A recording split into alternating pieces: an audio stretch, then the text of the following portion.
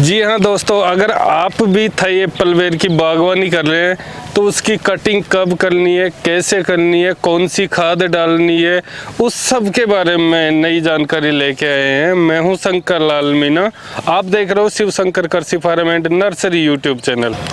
जैसे साथियों, बात करते हैं कटिंग की। कटिंग आप जैसे 1 से 1.5 साल तक के पौधे की कटिंग आप जो कटर आता है हैंडल वाला बड़ा कटर, उससे आराम से हो जाएगी। बात करते हैं 2 साल से बड़े बगीचे की कटिंग कैसे करनी है। इसमें 2 मशीनें आती हैं, एक तो इलेक्ट्रिक मशीन आती है और एक पेट्रोल से चलने वाली मशीन आती है। इससे आप आराम से इजी वे से कटिंग कर सकते हो। एक ये पेट्रोल से चलती है, ये लगभग 300-400 रुपये का पूरा दिन का पेट्रोल लेगी।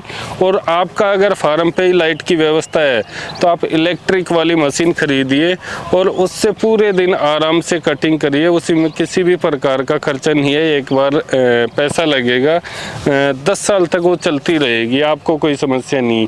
पेट्रोल वाली है, ये फास्ट चलती है, वो थोड़ी स्लो चलती है, फ़र्क इतना सा है और कोई फ़र्क नहीं है।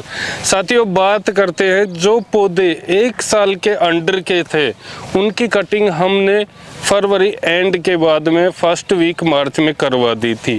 सेकेंड ईयर के जो पौधे थे, मतलब 18 महीने 15 महीने से लेकर 24 महीने के बीच में थे, उनकी भी हमने कटिंग करवा दी थी मार्च अप्रैल के लगभग। अब बात करते हैं साथियों 2 साल से बड़े बगीचे की।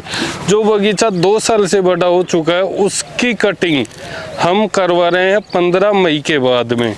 15 मई के बाद में क्यों करवा रहे हैं? क्योंकि साथियों जो उसमें फूटान और ग्रोथ चलती है, पौधे का हम प्रोडक्शन ले लेते हैं, पूरा फरवरी में हार्वेस्ट हो जाता है। थाई ग्रीन एप्पल बेर का पूरा प्रोडक्शन हो जाता है फरवरी में। उसके बाद में पौधे का हम पानी बंद कर देते हैं क्योंकि पौधा रेस्ट की अवस्था में, शुष्क अवस्था में चला जाता है। 3 से 4 महीने उसको रेस्ट मिल जाता है, आराम मिल जाता है। फिर हम उसकी कटिंग करते हैं 15 मई के बाद में। 15 मई के बाद में जैसे ही हम कटिंग करेंगे, कटिंग करने के 15 दिन बाद में पौधे में वापस स्प्राउटिंग चालू हो जाएगी। और स्प्राउटिंग चालू होने के बाद जैसे नॉर्मली पानी की नमी रखेंगे और जैसे ही जून में बारिश होगी, लगभग 10 जून के लगभग बारिश स्टार्ट हो जाती है राजस्थान में, तो बारिश स्टार्ट होगी तो उसमें ज़बरदस्त ग्रोथ चालू हो जाती है। अगर हम उसकी कटिंग भी फरवरी मार्च में कर देते हैं तो मई जून तक तो पौधा 8 फीट ले लेगा और उसके बाद में उसमें हाइट बहुत ज़्यादा हो जाएगी, ज़्यादा प्रोडक्शन नहीं आएगा।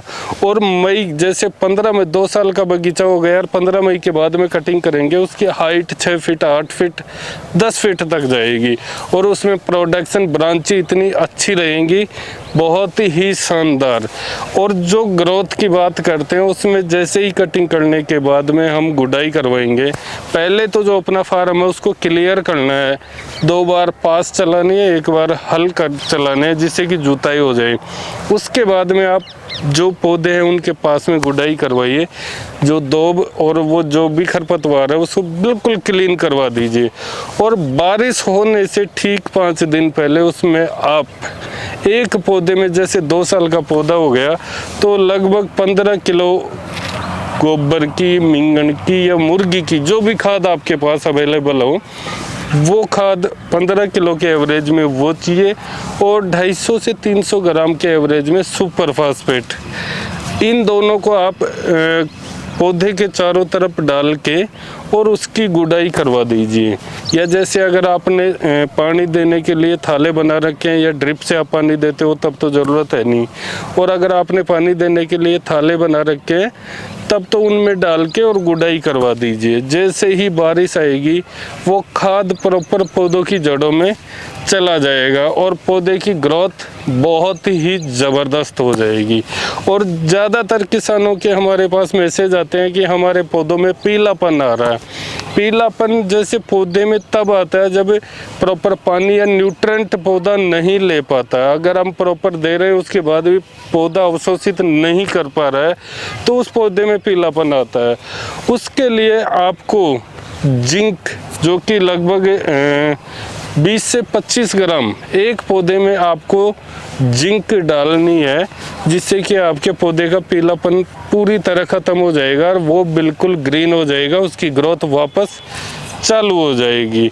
इसी तरह जैसे हमने कटिंग कर रखी है, आपको दिखा रहे हैं, जैसे कि पिछले साल की थी उससे 4 एंगल ऊपर से, लगभग 3 इंची ऊपर से हमने कटिंग की है और वो भी तिरछेपन में की है।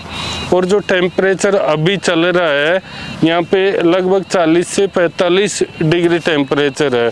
इस टेम्परेचर में लगभग 5 दिन बाद में इनमें स्प्राउटिंग वापस चालू हो जाएगी पौधों में, और फिर हम इनमें प्रॉपर खाद प्रोसेस करके पानी चालू कर देंगे।